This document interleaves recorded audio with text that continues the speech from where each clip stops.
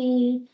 Assalamualaikum warahmatullahi wabarakatuh. Selamat siang, kalau di sini lagi siang nih, nggak tahu ya Bapak Ibu, di situ lagi jam apa gitu ya, tapi kami ikut ini lagi siang nih. Selamat siang, Bapak Ibu, rekan-rekan dari kementerian ya, dari kementerian, lembaga, pemerintah daerah, dari masyarakat umum juga ikut expo ini.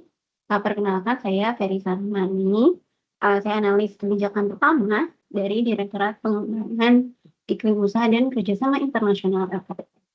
Nah, senang sekali hari ini saya ditugaskan untuk mengisi materi untuk Virtual Expo SDM dan Kelembagaan PBJ tahun 2024. Nah, kegiatan ini tuh keren banget ya Bapak Ibu. Sudah mau sebulan, malah udah lebih dari sebulan kayaknya ya. Dan sebentar lagi sebenarnya udah mau ditutup ya sayangnya. Kalau nggak salah tanggal 10 nanti ditutup. Nah, kemudian terima kasih nih Bapak Ibu yang sudah setia dan juga sering mengunjungi expo sampai penutupan nanti. Nah, Bapak Ibu, rekan-rekan sekalian, hari ini saya akan membawa Bapak Ibu ke luar negeri sebentar gitu ya, secara virtual tapi sayangnya. Nah, topiknya ini adalah seperti yang kita lihat di layar, adalah PBJ dalam Perjanjian Perdagangan Internasional. Nanti kita bahas ada beberapa perjanjian ya yang sudah disepakati pemerintah Indonesia dengan negara mitra yang memuat tentunya ada elemen PBJ atau pengadaan di dalamnya. Kalau di sini kita lihat ada RCEP, ada FTA, dan lain-lain, banyak. Nah, oke, next slide please.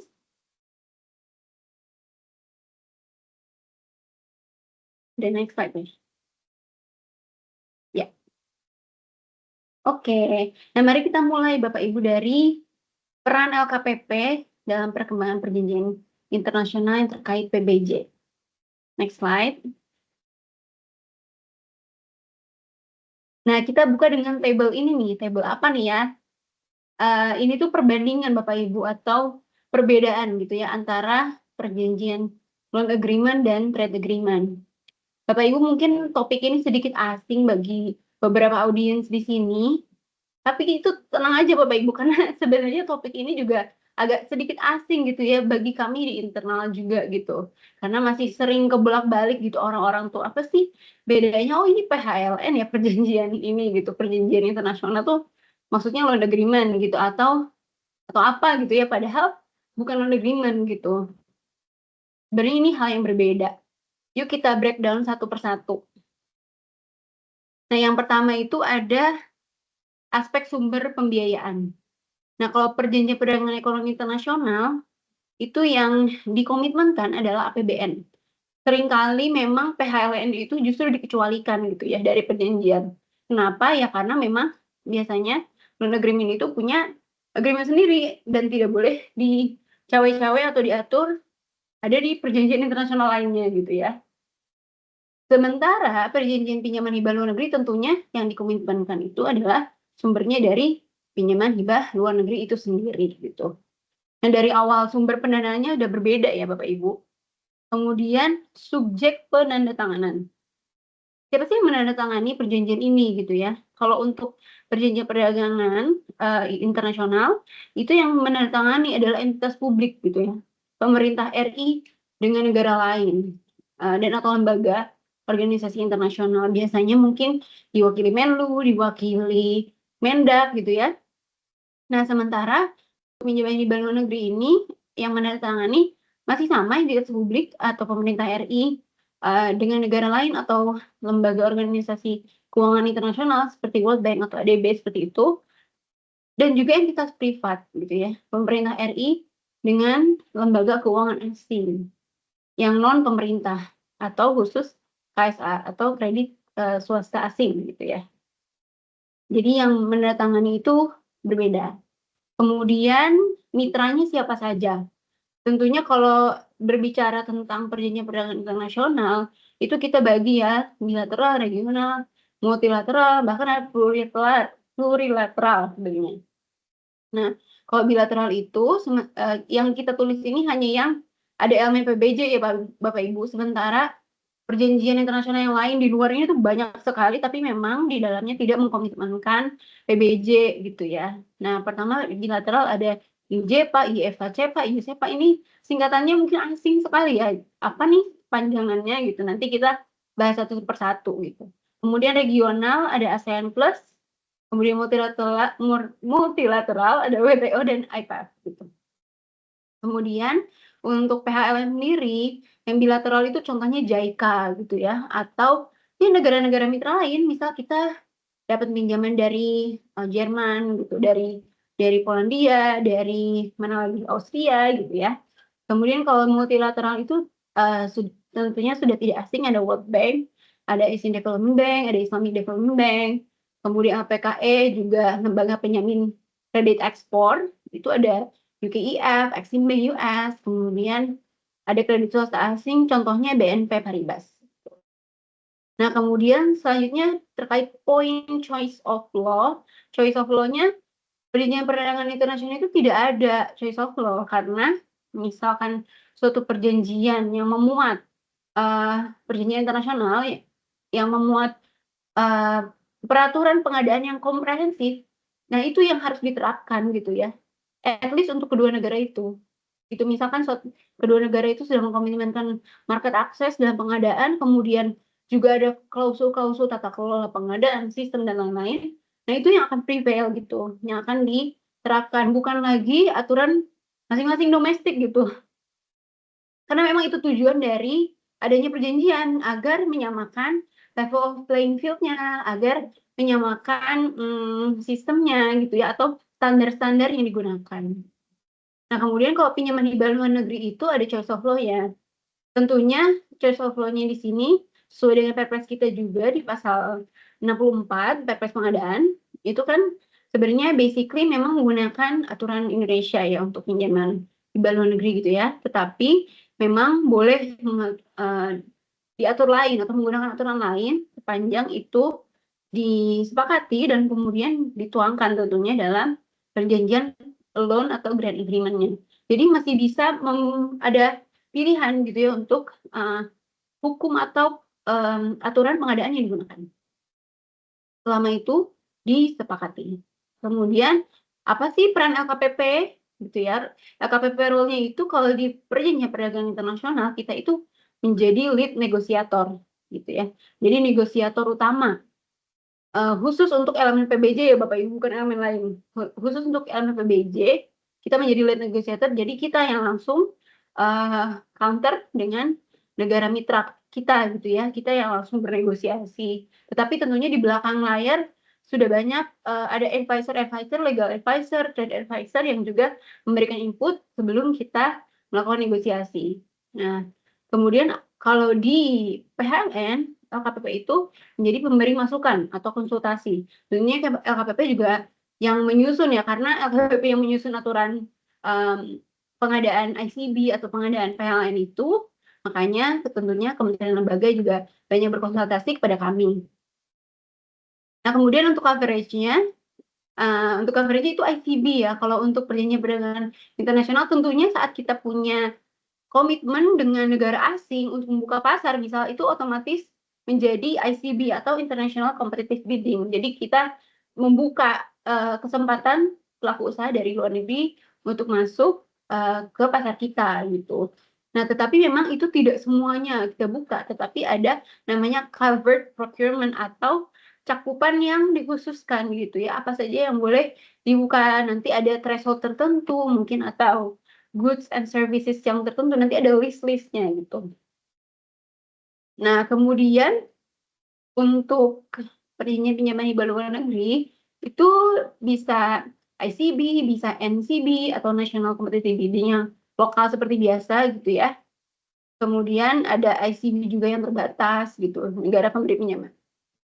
Contohnya misal ICB terbatas, misal kita punya, biasanya ini bilateral ya, kayak tight loan gitu. Jadi mereka memberikan pinjaman untuk kita, tetapi misal pelaku usahanya harus dari negara pemberi pinjaman tersebut gitu, hanya terbatas untuk pelaku usaha dari sana. Nah, kemudian tantangan apa sih yang kita hadapin di perjanjian perdagangan internasional? Nah, ini kalau di Ini hot issue ya, TKDN dan versus non-discrimination.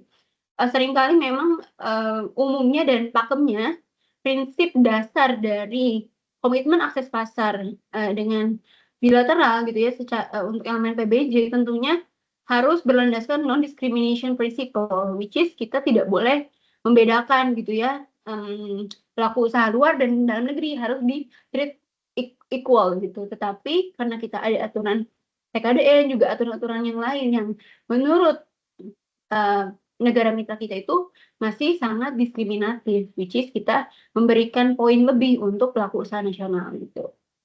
Nah kemudian untuk PHLN juga sama. Kembali lagi prinsip non diskriminasi memang itu sudah umum secara global, secara internasional dengan adanya fair competition. Nah mereka selalu menerapkan prinsip non diskriminasi, tentunya itu juga yang diterapkan oleh para pemberi pinjaman kita gitu ya. Jadi kurang lebih sama lah gitu. Harus kita ada fair treatment gitu. Kemudian tantangan aturan internasional, kalau di kita itu, kita kan menggunakan PPS 16 2018 ya Bapak Ibu, dan perubahannya dan juga turunannya. Nah kita itu berbeda sekali isinya gitu ya. Apalagi untuk core prinsipalnya itu dengan WTO GPA atau Government Procurement Agreement. Nah memang kita itu belum masuk ke anggota WTO ya, WTO GPA. Nah, kemudian untuk PHLN itu menggunakan Perpres lagi tentunya dengan perubahan turunannya itu versusnya adalah aturan donor tentunya aturan MDB, the World Bank dan lain-lain. Yang berbeda memang yaitu lagi ya core principle-nya yang berbeda, tapi secara proses biasanya sama gitu ya, kurang lebih sama. Tolong next.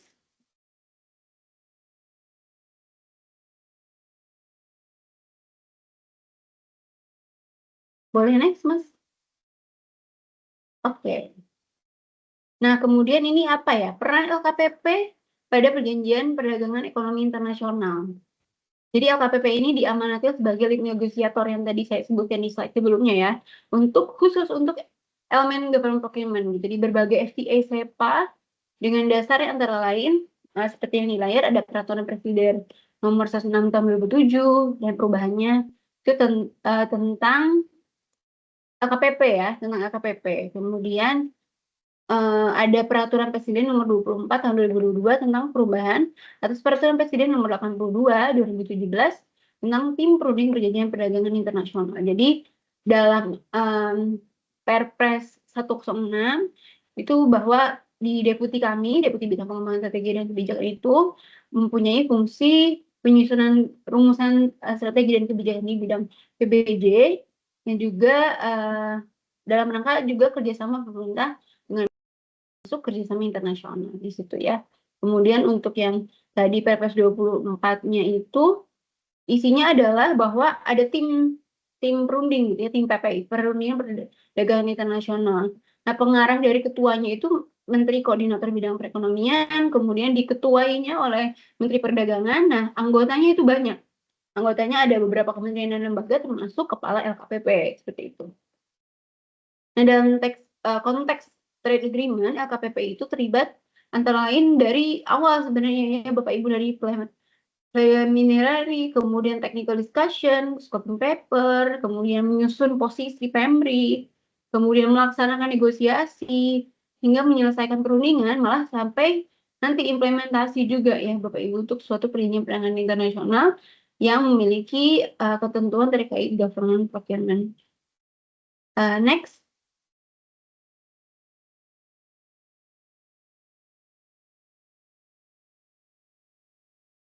Boleh next Mas Sabri?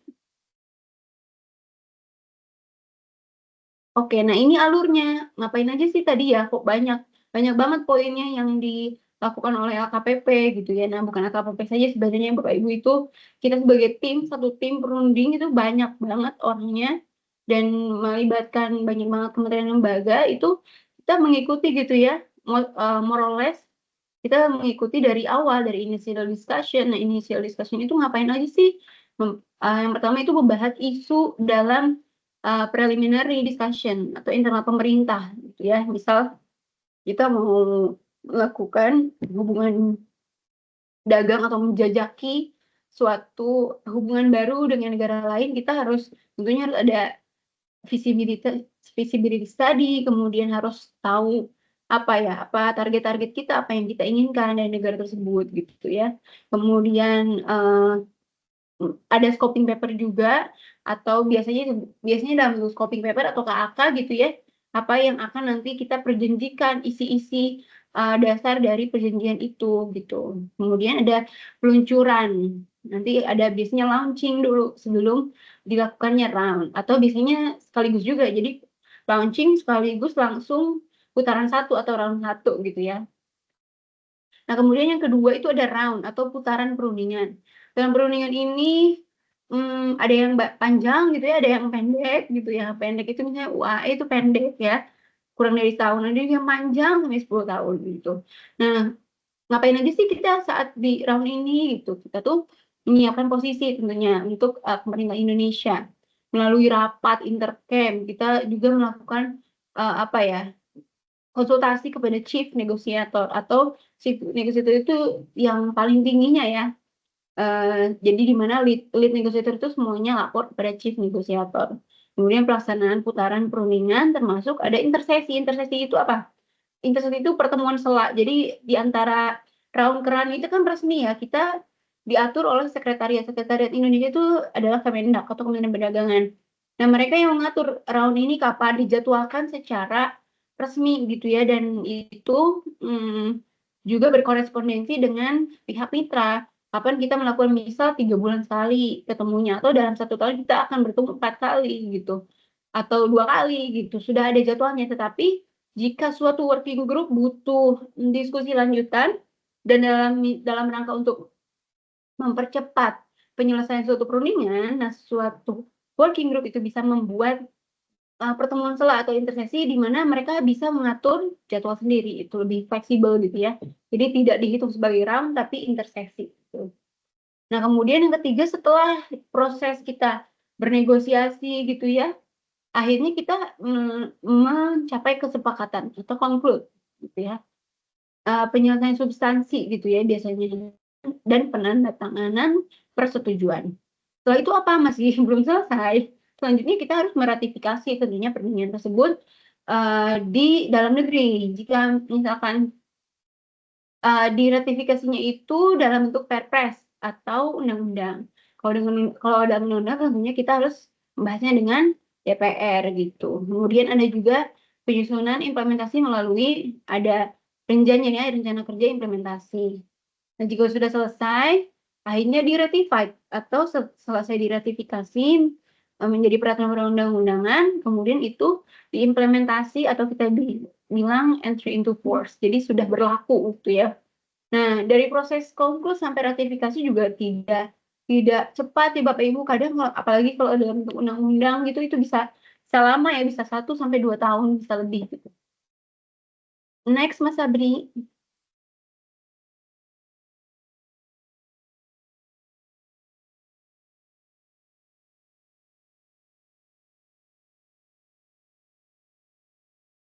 Ya,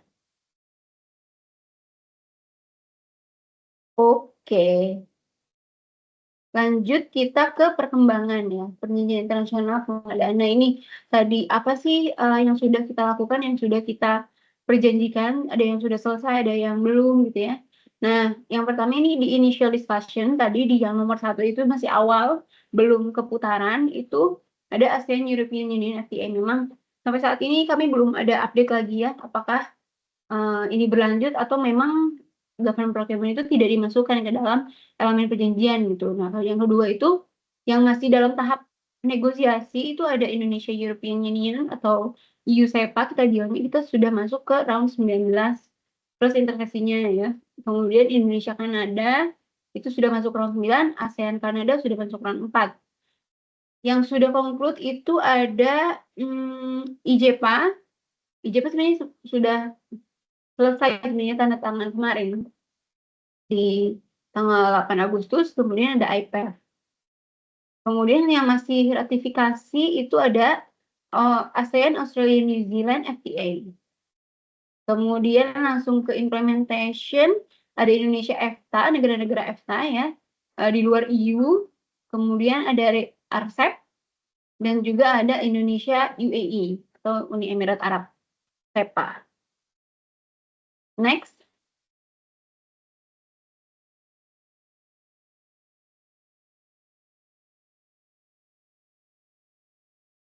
Nah, ini terkait fora perjanjian kerjasama tadi sudah disinggung sedikit ya, ada bentuknya itu bilateral, regional, multilateral gitu ya. Yang bilateral itu tentunya komitmennya itu paling tinggi karena biasanya ada bilangnya berdua lebih baik ya, maksudnya berdua itu lebih erat gitu hubungannya tentunya daripada kita banyakan gitu ya, dan juga lebih mudah dalam menentukan posisi gitu karena kita tidak banyak pendapat, tidak banyak negara yang harus kita consider komitmennya gitu. Makanya biasanya bilateral itu tentunya komitmennya paling tinggi. Kemudian ada level regional. Level regional ini adalah level komitmen baik secara intraregional atau contohnya ASEAN gitu ya, kita di ASEAN maupun ASEAN Plus tadi seperti ASEAN, Australia, New Zealand gitu. Nah, kemudian ada multilateral, tentunya komitmennya itu paling rendah karena negara-negara yang harus kita ajak bicara banyak juga ya. Jadi memang biasanya hanya core principle yang memang umum dan bisa disepakati oleh banyak negara gitu. Nah, contohnya tadi ada bilateral itu Indonesia UAE, Indonesia dengan Jepang, Indonesia dengan EFTA gitu ya. Kemudian secara multilateral ada WTO, ada IPEF. Secara regional ada tadi ASEAN, Australia, New Zealand, kemudian RCEP. RCEP itu ada beberapa negara ya, termasuk Korea, Cina, ASEAN gitu ya, dan ASEAN Plus lainnya. Oke, next.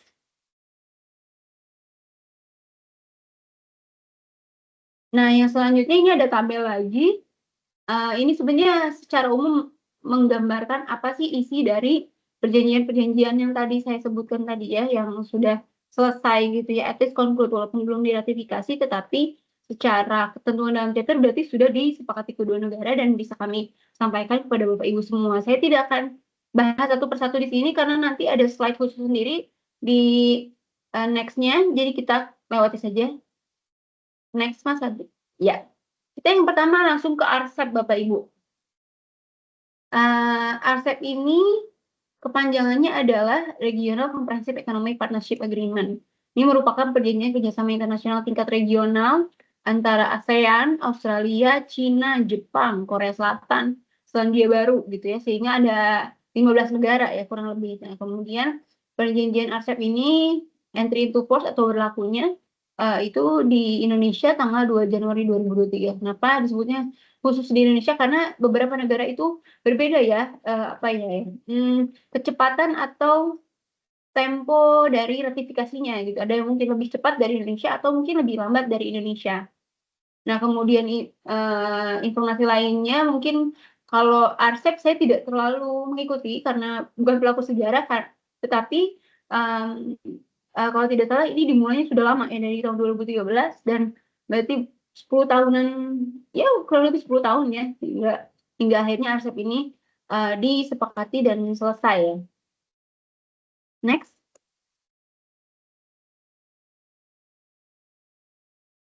Nah, ini ada ketentuan utama pada perjanjian RCEP ini ya, terkait government procurement. Jadi government procurement ini merupakan chapter ke-16 di RCEP.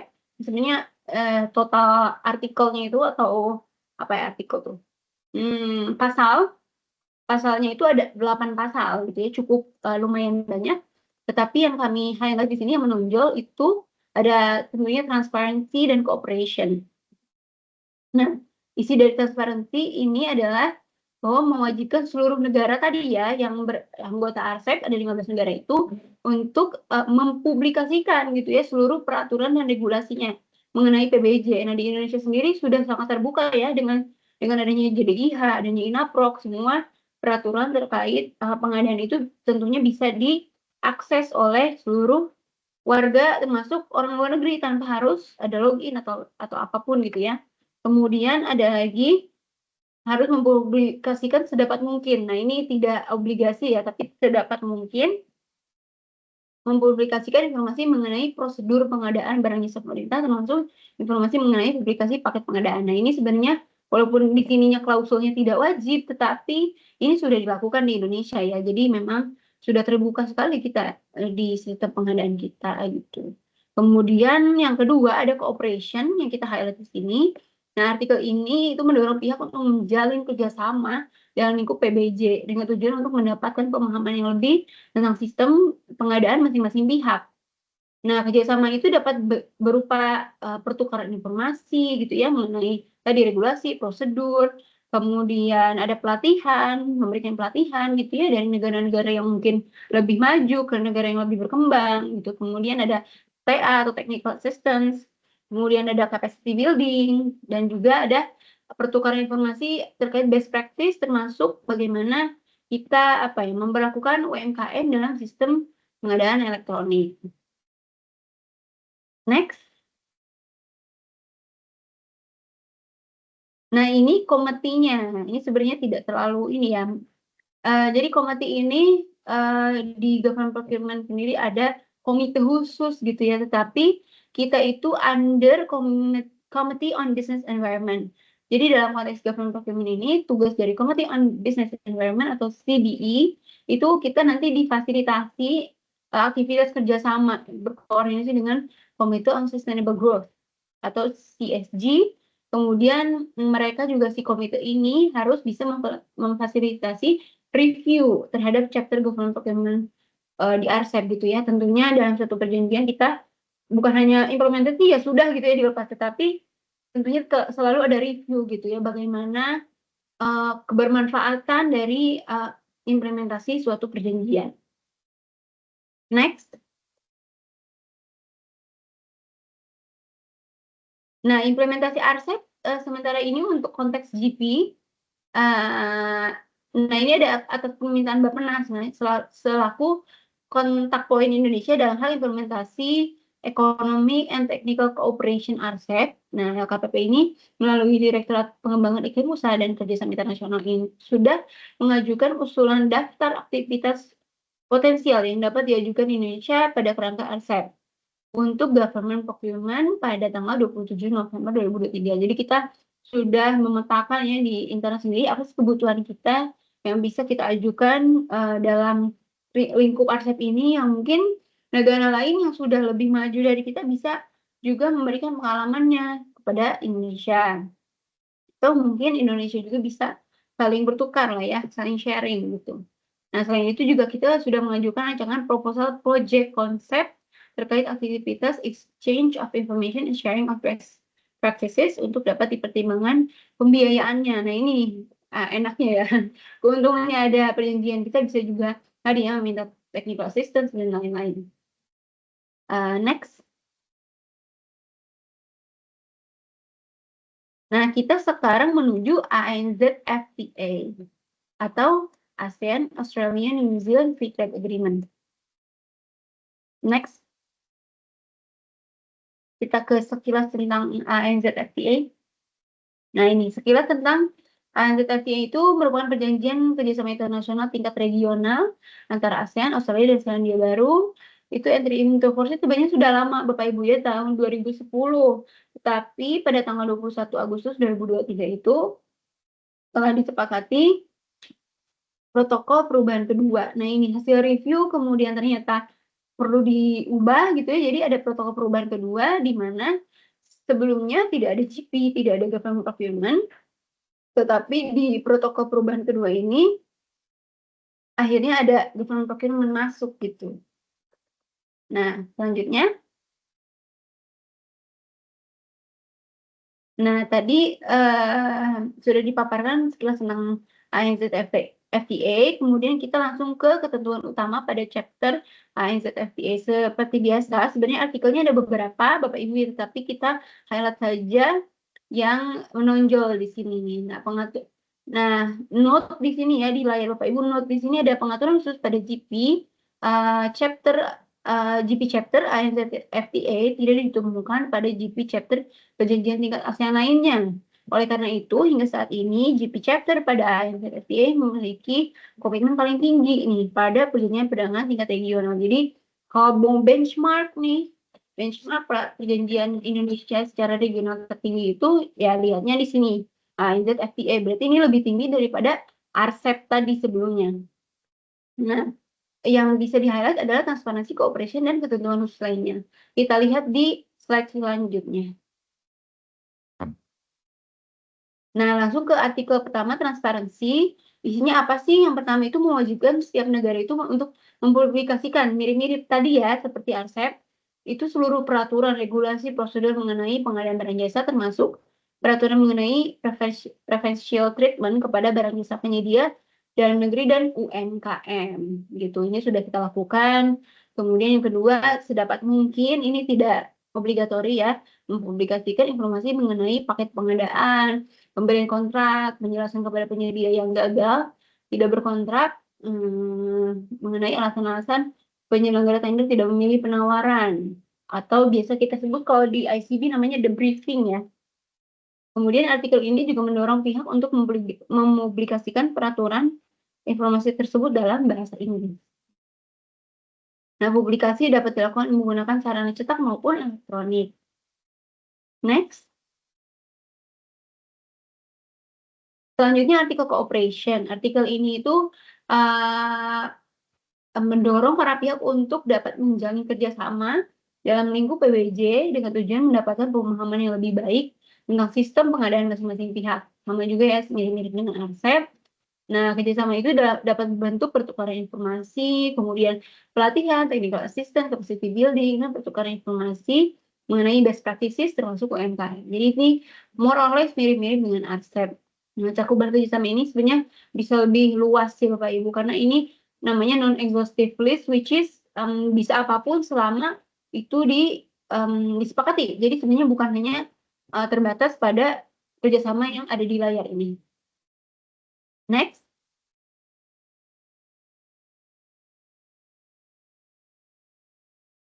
Nah, ketentuan khusus lainnya yang diatur dalam RCEP, dalam ANZ-FTA, itu ada use of electronic means, di mana kita didorong untuk menggunakan sarana elektronik seluas mungkin, which is Indonesia termasuk yang terdepan di ASEAN maupun dibandingkan dengan negara maju lainnya. Kita itu termasuk yang advance dalam sistem pengadaan secara elektronik. Kemudian facilitation of participation by MSMEs, itu rekomendasi bahwa UMKM berkontribusi penting bagi pertumbuhan ekonomi, tersedianya lapangan pekerjaan, serta pentingnya fasilitas keterlibatan UMKM dalam PBJ. Ini juga kita sudah sangat gencar melakukan ya, termasuk adanya alokasi 40% anggaran untuk ini ya, untuk UMKM gitu ya, pengadaan. Dalam hal anggaran pengadaan. Kemudian ensuring integrity in procurement practices, ini adalah kewajiban untuk memiliki aturan hukum, baik itu hukum pidana atau administratif, regulasi maupun prosedur untuk menangani korupsi, serta untuk mengelola potensi konflik kepentingan dalam PBJ. Ini juga sudah kita miliki di Indonesia ya. Kemudian environmental sustainable procurement, itu rekognisi. Ini masih dalam level rekognisi saja Bapak Ibu, bahwa PBJ dapat berkontribusi pada kelestarian lingkungan, serta mendorong untuk memasukkan kebijakan dan praktik PBJ yang berorientasi pada sustainability. Kita juga sekarang sudah gencar dan menuju ke sana, walaupun masih fokus terhadap green-nya ya, aspek green-nya, tetapi memang kita sudah menuju ke sana, sustainability secara holistik gitu ya. Next. Nah, selanjutnya ini dari ASEAN, negara-negara ASEAN kita pindah ke Asia Timur, yakni Jepang. Ini adalah Indonesia-Japan Economic Partnership Agreement atau kita biasa sebut IJPA. Nah, sekilas tentang IJPA, jadi IJPA ini merupakan perjanjian kerjasama internasional bilateral antara Indonesia dan Jepang. IJPA itu ditandatangani Kepala Negara Indonesia 20 Agustus 2007. Loh, kok udah lama ya? Nah iya, ini memang sudah lama Bapak Ibu. 20 Agustus 2007, tetapi sama seperti ANZ-FTA, ini sekarang ada protokol amandemen. Jadi kita ada negosiasi lagi dari tahun 2017-an, jika tidak salah ya. Nah, kemudian sudah secara substansi sudah selesai pada 16 Desember 2023 gitu, dan akan ditandatangani di 2024, which is info terupdate harusnya ini sudah ditandatangani ya. Kayaknya ada di slide selanjutnya. Slide selanjutnya. Nah, ini timeline-nya. Jadi dari tahun 2008, kemudian 2015. Oh, ini general review-nya ternyata 2015, bukan 2017, maaf. Kemudian ada perundingan sampai di awal 2024 itu masih legal scrubbing hingga penandatanganan di 2024, which is sudah dilakukan di 8 Agustus lalu 2024 gitu. Jadi sudah selesai, sudah ditandatangani. Selanjutnya, next. Nah, ini ketentuan utama pada chapter GP di IJPA itu ada transparansi dan exchange of information, kemudian cooperation, dan further negotiation. Nah, ini uniknya, further negotiation kita highlight, nanti kita bahas di next slide. Nah, transparency and exchange of information itu ada di artikel 112.3b atau Procurement Information, di mana artikel tersebut mewajibkan setiap negara untuk mempublikasikan setiap peraturan, putusan pengadilan, putusan administratif, prosedur administratif mengenai PBJ, serta perubahannya melalui elektronik maupun cetak resmi yang disebarkan. Kemudian ada artikel 124, Exchange of Information, itu mewajibkan setiap pihak sesuai dengan peraturan dan regulasi masing-masing pihak untuk secara tepat waktu merespon akan permintaan informasi dari pihak lain mengenai peraturan. Nah, namanya juga exchange information ya. Jadi dari semua semua negara Indonesia dan Jepang kan punya aturan ini ya, aturan masing-masing ya, aturan pengadaan. Tetapi kita kan pengen tahu lebih ya terkait misal pengadaannya di Jepang lebih niche gitu, lebih spesifik. Nah, kita boleh tuh bertanya kepada mereka secara spesifik dan mereka harus menjawab secara tepat waktu. Oke, next.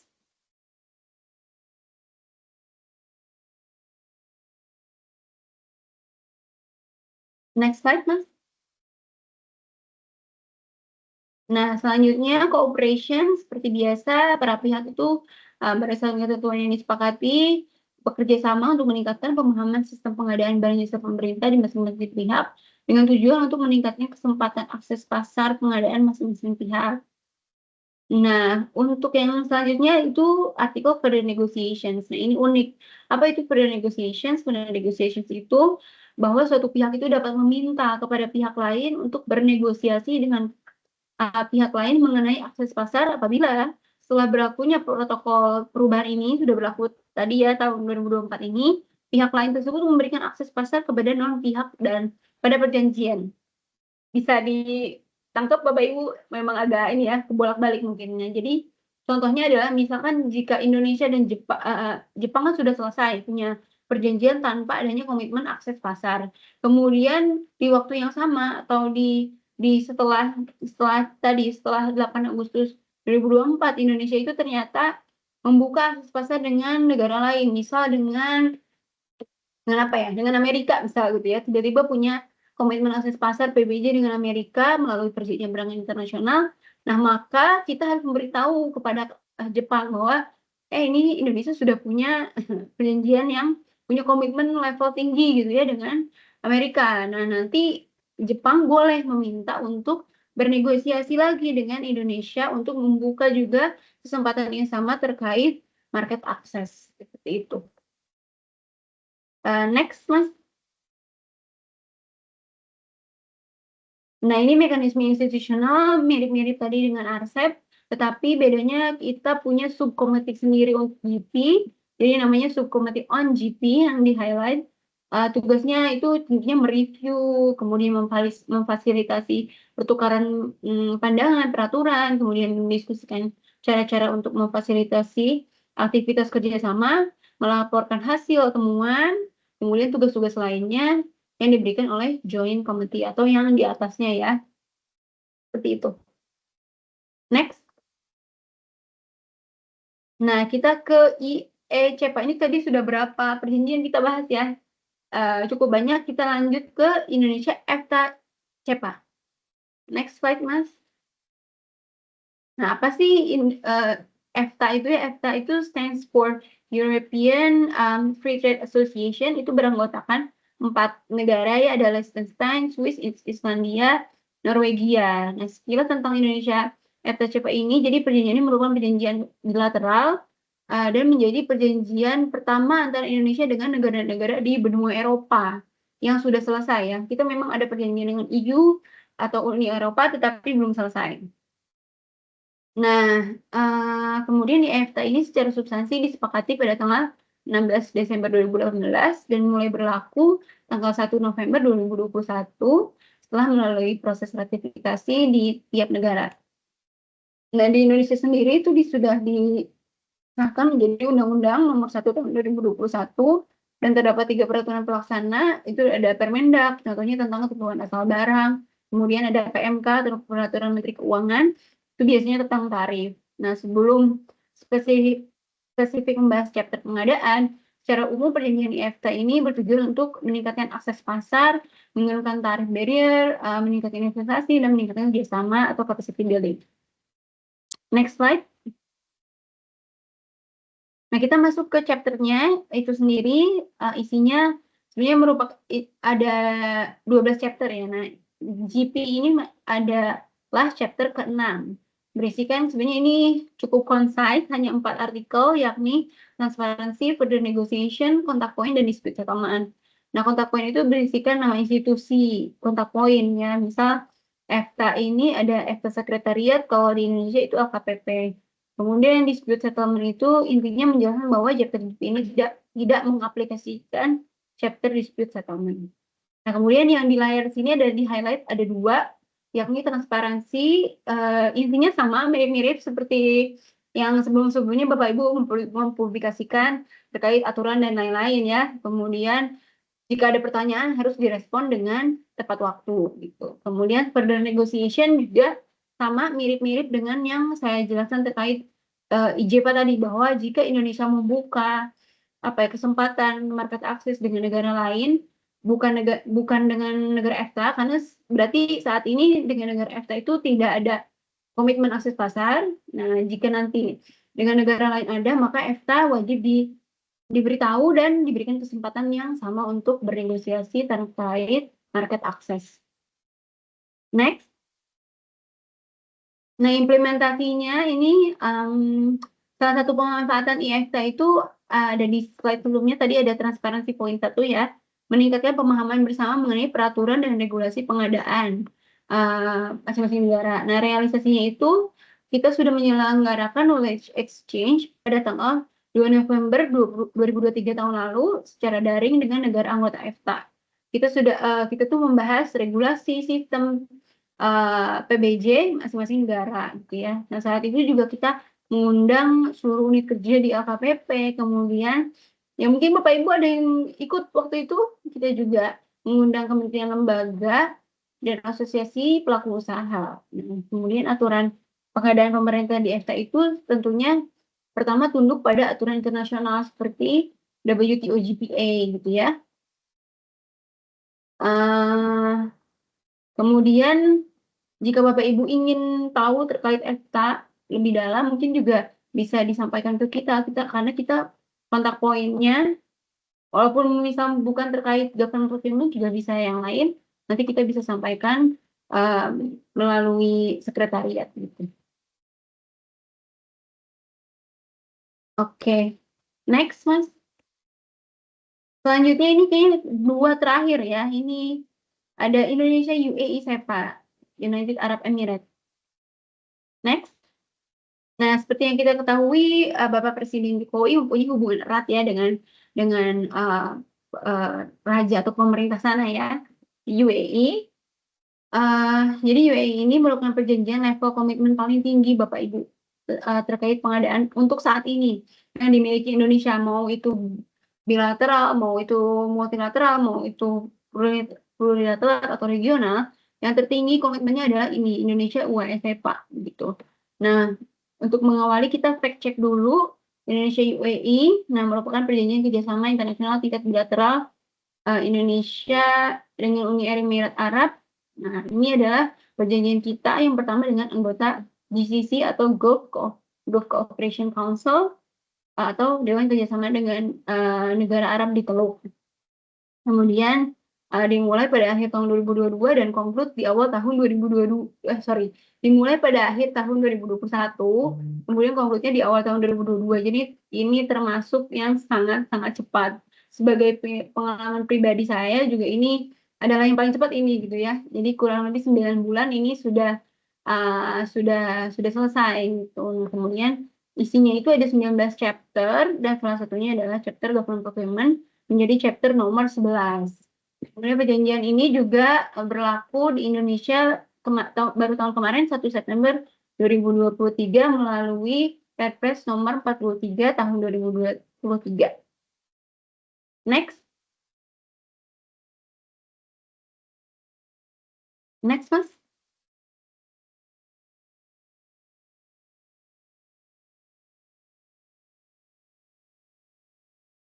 Ya, bisa terlihat. Next slide, Mas.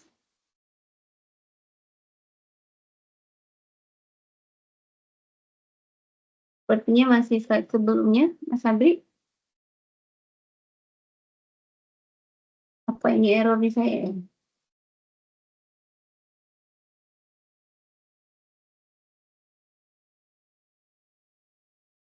Oke. Ada yang kami highlight di sini ada artikel objektif dan scope.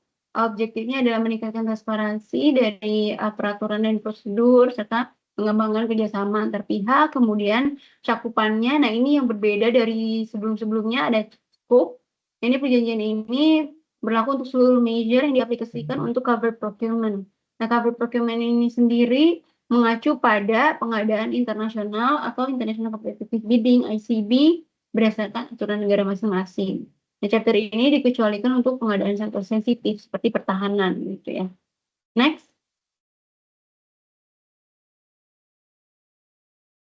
Nah, ini ada publication of information. Ini basically ya mirip-mirip artikel transparansi. Jadi yaitu kita harus mempublikasikan gitu ya peraturan, prosedur dan juga standar klausul kontrak di sini. Next, Mas.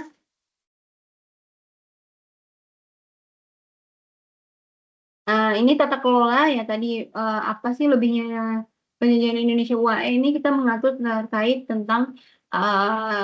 tata kelola ya. Jadi ada mengatur terkait pengumuman harus seperti apa gitu ya isi-isinya. Kemudian ada syarat kualifikasi seperti ada commercial, technical dan financial capacity, kemudian spesifikasi teknis, misalnya performance requirement, not require particular trademark, not to create unnecessary obstacle gitu. Kemudian ada dokumen tender, itu isinya ada all necessary information untuk supplier untuk bisa submit bidding gitu ya. Kemudian ada lagi ketentuan waktu dalam pemilihan harus sesuai, harus cukup gitu ya, sufficient. Next.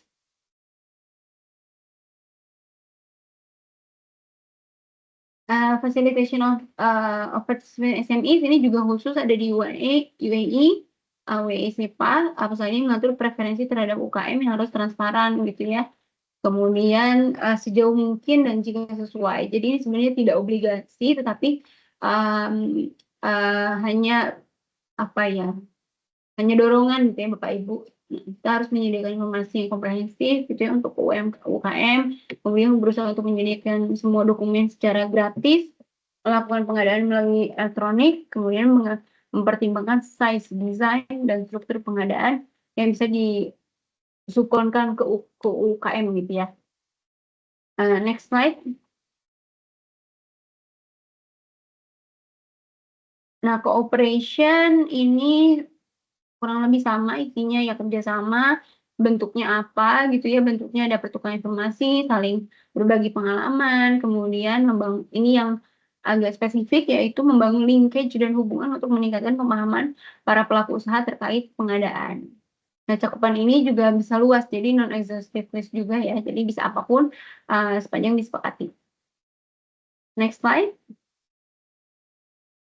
Ini komite sama juga mirip-mirip tadi. Ada komite tentunya tugasnya untuk mereview, kemudian mendiskusikan cara-cara memfasilitasi kerjasama, melaporkan temuan-temuan, dan kemudian melaksanakan fungsi lain yang ditugaskan atau didelegasikan oleh joint committee atau komite di atasnya gitu ya. Next. Ini further negotiation ini sudah ketiga kalinya. Mungkin Bapak Ibu sudah cukup paham ya bahwa itu tadi yang membuka kesempatan pada UAE kalau kita membuka komitmen besar dengan negara lain, kemudian untuk review. Jadi sudah ditentukan ya kalau di UAE SEPA ini bahwa kita akan melakukan review dalam waktu 3 tahunan gitu ya. Bukan 3 tahunan, sorry. Jadi 3 tahun setelah berlakunya perjanjian, nanti kita akan bertemu untuk mereview apa sih yang sudah diimplementasikan dan apa manfaat atau apa ya, keuntungan dari implementasi perjanjian ini. Next slide. Ini sudah mau, nah ini yang terakhir Bapak Ibu, semoga masih setia mendengarkan saya. Ini yang terakhir saya janji. Ini ada Indo-Pacific Economic Framework for Prosperity. Nah ini agak unik nih. Next.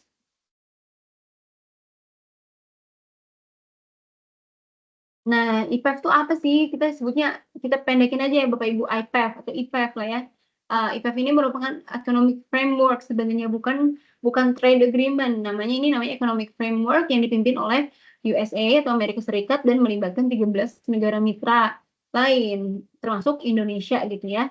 Nah, kemudian inisiatif IPEF ini dilatar belakangi motivasi US tentunya untuk menandingi pengaruh politik dan ekonomi dari Tiongkok yang saat ini memang cukup tinggi ya di kawasan Indo-Pasifik. Kemudian IPEF ini mencakup kerjasama ekonomi yang terdiri dari 4 pilar, yaitu pilar 1 perdagangan, pilar 2 rantai pasok, pilar 3 ekonomi bersih, dan pilar 4 ekonomi adil. Kemudian IPEF ini bukan FTA konvensional, jadi ini membuka akses pasar gitu ya, bukan, tetapi ini tuh diarahkan sebagai bentuk kemitraan ekonomi yang bersifat rule making tanpa ada pembukaan akses pasar. Jadi hal ini berarti bahwa rules itu yang dikomitmenkan dapat mengatur negara IPEF menyamakan standar gitu ya dalam membuat kebijakan peraturan perundang-undangan domestik berdasarkan perjanjian ini gitu. Next. Nah, ini yang tadi disebutkan ada pilar 1, pilar 2, pilar 3, pilar 4.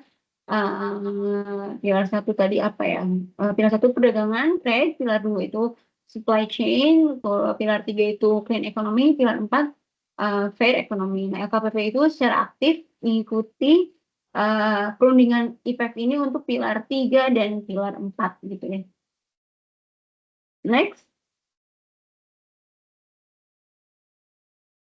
Nah, esensi untuk pilar 3 yang kita ikuti tadi ya, yang LKP ikuti, pilar 3 itu, yang pertama ada rekognisi pengadaan pemerintah itu sebagai tools untuk meningkatkan demand terhadap barang jasa teknologi solution hijau ya, khususnya di beberapa sektor seperti heavy industries, transportasi darat, dan teknologi greenhouse gas removal. Kemudian yang kedua, kesepakatan dalam pilar 3 dapat dilaksanakan mengingat rezim pengadaan Indonesia ini telah mengatur tentang pengadaan berkelanjutan yang terdiri dari aspek lingkungan, sosial, ekonomi. Jadi memang di peraturan kita sendiri kan sudah mengarah ke sana ya. Jadi tidak salah bagi Indonesia untuk juga menyetujui ini dalam pilar IPEF gitu ya, pilar 3 atau clean economy. Kemudian pengadaan berkelanjutan masih bersifat non-mandatory sebenarnya sama juga di dalam negeri ya, sebenarnya sifatnya belum mandatory. Kemudian sehingga dibutuhkan komitmen dan kebijakan di tingkat yang setara dengan kebijakan produk dalam negeri dan usaha mikro kecil dan koperasi agar dapat diimplementasikan. Jadi menganggap pentingnya clean economy atau sustainability ini sama dengan pemberdayaan produk dalam negeri dan juga UMKM, UMKK ya di sini. Selanjutnya.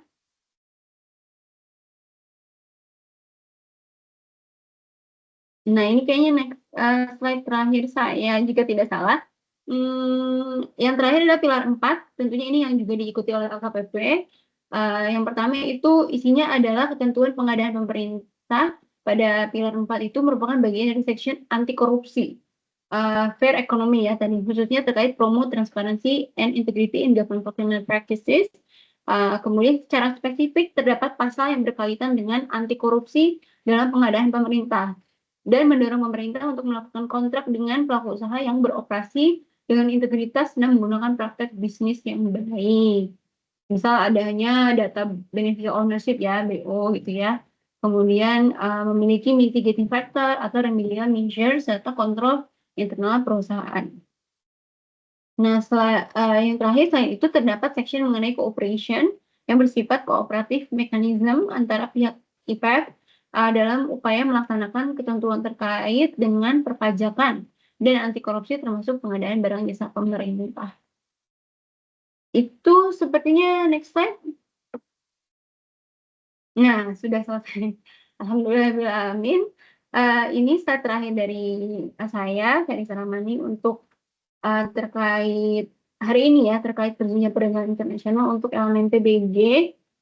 Saya mengucapkan terima kasih atas atensi Bapak Ibu sekalian dan saya mohon maaf atas kesalahan selama pemaparan. Saya ingin akhiri dengan pantun seperti biasa ya. Ternak apa nih? Ternak-ternak si ikan teri. Teri diternak dalam kolam.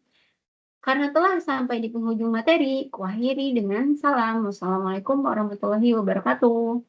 Kalau ada pertanyaan bisa komen, mungkin ya. Terima kasih Bapak Ibu. Saya undur diri.